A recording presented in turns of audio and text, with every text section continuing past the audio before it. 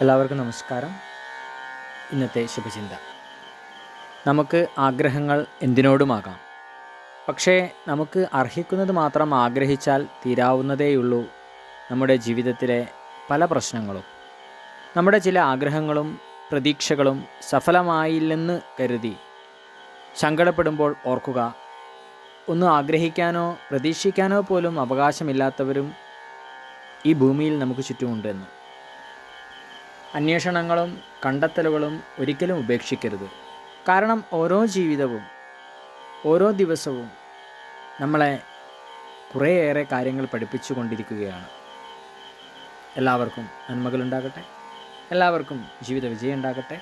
നന്ദി, നമസ്കാരം.